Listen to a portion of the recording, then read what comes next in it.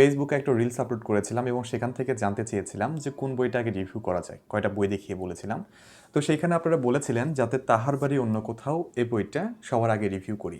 তো তাহার বাড়ি অন্য কোথাও লিখেছে মনোয়ারুল ইসলাম। তো এই বইটা আজকে রিভিউ করব এবং এই বইটা নিয়ে আজকে বিস্তারিত কথাবার্তা বলবো। তাহলে চলুন ভিডিওটা শুরু করা যায়। তাহলে বইটা বিস্তারিত আলোচনা শুরু করার আগে বইটার গল্পটা নিয়ে একটু আলোচনা করি। তো বইটার গল্পটা শুরু হয় সুনন্দাকে নিয়ে, যে রিসেন্টলি একটা চাকরির সুবাদে কুমারী নামে গ্রামে আসে।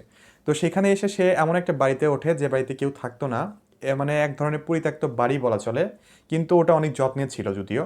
তো সেই বাড়িতে ওঠার পরপরই সে অদ্ভুতুরে কিছু জিনিসের সম্মুখীন হতে থাকে এবং তার সাথে কিছু ভয়ানক ঘটনা ঘটতে থাকে।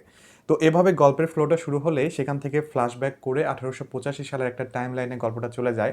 তো সেখানে আমরা দেখতে পারি মনু মুন্সিকে, তো যে একজন কৃষক এবং সে ঘাস কাটতে যায় হচ্ছে বিলের ধারে বা পুকুরের ধারে, এরকম মানে এরকমই কোনো একটা জলাশয়ের ধারে সে ঘাস কাটতে যায়। তো সেখানে গিয়ে সে হুট করে একটা অদ্ভুত জিনিসের সম্মুখীন হয়। তো এভাবে গল্পটা শুরু হয়, যেখানে অনেকগুলো ক্যারেক্টার আছে, তার মধ্যে প্রধান ক্যারেক্টার হলো সুনন্দা। মনুমুন্সিও কিছুটা জায়গা পেয়েছে যদিও।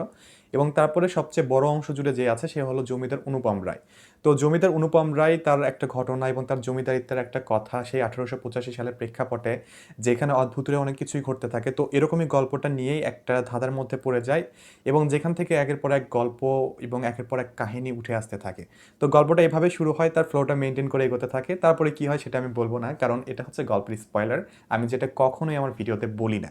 তারপরে ছোট্ট করে স্পয়লার না দিলে রিভিউটা জমবে না। সেটা হচ্ছে যে এই বইটাতে যে ভূতের কথা উল্লেখ করা আছে, যে অদ্ভুতের শক্তি বা সুপার ন্যাচারাল এনার্জি যার কথা এখানে উল্লেখ করা আছে, সে হচ্ছে নিশি কোলাপি।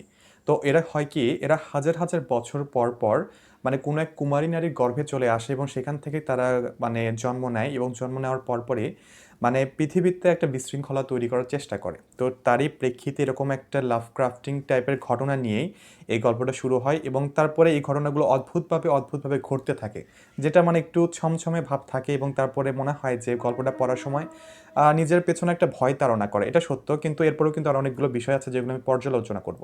তো বইটার এইভাবেই গল্পটার প্রবাহ শুরু হয়। তারপরে আর কি আমি বলছি না, কারণ অলরেডি একটা স্পয়লার দিয়ে দিয়েছি, বাকি স্পয়লার দিলে কিন্তু একদম গল্পটা পড়ারই মজাই নষ্ট হয়ে যাবে। তো যার জন্য আমি এখানে থেমে যাচ্ছি।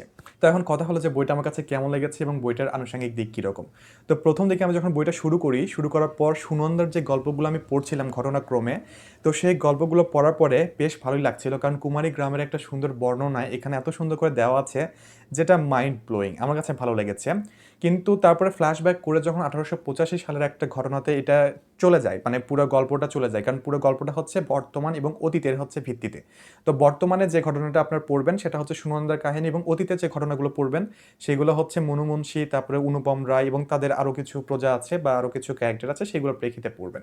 মানে এই দুই টাইমলাইনে গল্পটা লেখক প্রেজেন্ট এবং পাস্ট হিসেবে দেখিয়েছে। তো পাস্টে যখন যায়, অর্থাৎ 1885 সালে যখন গল্পটা চলে যায়, তো ওই ঘটনাগুলোর প্রবাহ থেকে যখন একের পর এক স্টোরি টেলিং করতে থাকে লেখক, তখন কেন জানি না গল্পটা আমার কাছে আর ভালো লাগছিল না। কারণ ওই সময়কার একটা যে বর্ণনা থাকবে, প্রাচীন বাংলা যে একটা বর্ণনা, তারপরে তার পরিবেশের যে ভাষ্য এবং পরিবেশের যে বর্ণনার মাধ্যমে আমরা জানতে পারবো বা আমরা অনুভব করতে পারবো যে 1885 সালটা কেমন ছিল।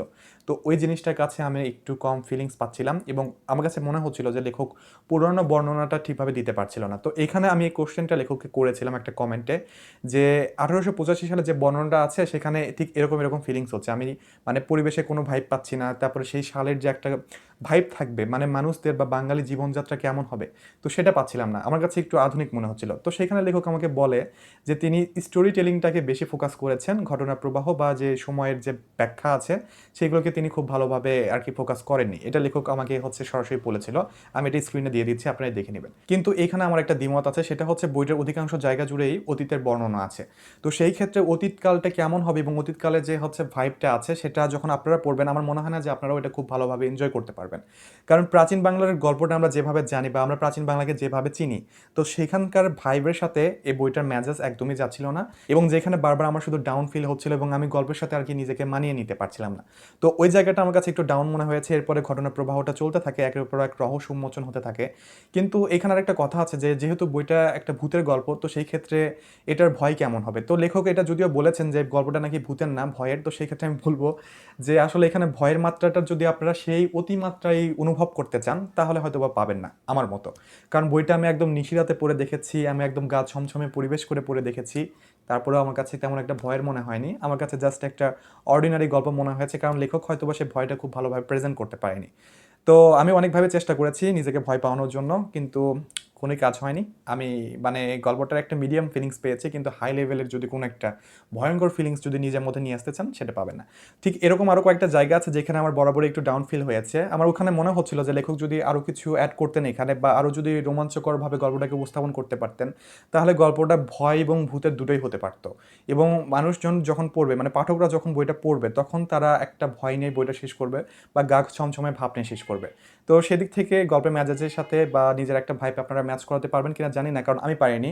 আমি ভূতের গল্প পড়ি মূলত ভয় পাওয়ার জন্য, তো সেখান থেকে এখানে ভয়ের পরিমাণটা কম ছিল, এটা আমি আগেও বললাম। এখানে আরও কিছু দিক আছে যেগুলো পড়তে একটু ডিস্টার্ব ফিল হয়, যেমন বইটাতে কয়েকটা জায়গাতে বেশ অতিমাত্রায় তিনি বর্ণনা করে গেছেন। যেমন এখানে সুনন্দার বান্ধবীর একটা ঘটনা বর্ণনা করা হয়, যদিও তার মাধ্যমে তিনি একটা মেসেজ দেওয়ার চেষ্টা করেছেন আমাদেরকে, কিন্তু ওই বর্ণনাটা একদম বেশি বেশি হয়ে গেছে আমার কাছে যা মনে হয়েছে। তারপরে জমিদারদের যে অতীতের কাহিনীটা, সেখান থেকে আমার আরেকটা হচ্ছে গল্প চলে আসে বা আরেকটা টাইম লাইন চলে আসে, সেটা হচ্ছে 1885 সাল থেকে 1805 সালের একটা ঘটনা চলে আসে এখানে।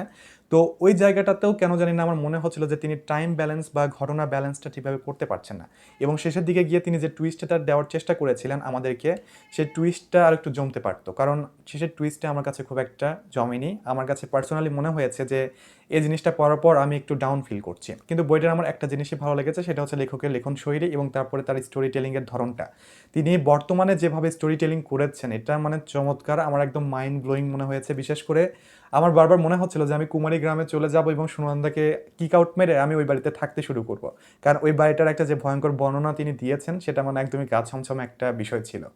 কিন্তু লাস্টের দিকে এসে বা ঘটনা যখন পরিবর্তন হয়ে যায়, দৃশ্যপট যখন একটু একটু করে চেঞ্জ হতে থাকে, তখন আর কি গল্পটা ম্লান হতে থাকে, যে জিনিসগুলোতে স্যাটিসফাই হতে পারিনি আমি, মানে আমাকে স্যাটিসফাই করতে পারিনি।